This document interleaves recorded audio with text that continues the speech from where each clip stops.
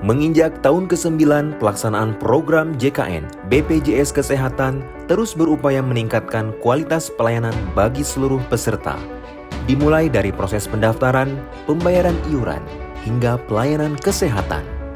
Hingga tahun 2021, tercatat sebanyak 1,3 miliar kasus pelayanan kesehatan atau 615.000 kunjungan per hari telah dimanfaatkan oleh peserta di seluruh fasilitas kesehatan. Penyelenggaraan program JKN pun telah memberikan dampak positif terhadap peningkatan indeks pembangunan ekonomi Indonesia, membuka lapangan pekerjaan, serta meningkatkan angka harapan hidup di Indonesia.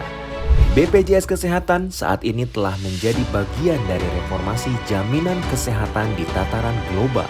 Pada tanggal 22 Februari 2022, BPJS Kesehatan mendapatkan penghargaan dari ISA Good Practice Asia and the Pacific atas prestasi dalam pengelolaan program jaminan kesehatan nasional dengan skema single payer. Penghargaan ini diberikan untuk solusi pelayanan terintegrasi dalam mencapai cakupan kesehatan semesta.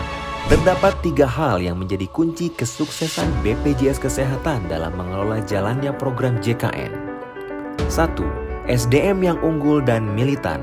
Dengan jumlah pegawai sebanyak 9.434 orang yang tersebar di seluruh Indonesia, sebanyak 88% adalah generasi muda atau generasi milenial. Sistem rekrutmen dan pengelolaan SDM sebagai aset utama menjadi kunci BPJS Kesehatan dalam menghasilkan SDM yang unggul di setiap lini pelayanan. 2. Pemimpin yang berkompeten dan berintegritas. Di bawah kepemimpinan jajaran direksi saat ini, BPJS Kesehatan memiliki visi, misi, dan strategi yang semakin kuat untuk memberikan pelayanan terbaik dalam menyelenggarakan jaminan kesehatan di Indonesia. 3. Dukungan key stakeholder. Hal penting lainnya adalah dukungan dan peran dari pemerintah serta para key stakeholder program JKN yang terus berkomitmen mendukung semua upaya pencapaian UHC dan peningkatan mutu layanan bagi seluruh peserta JKN. BPJS Kesehatan, melayani dengan hati, mengabdi untuk negeri.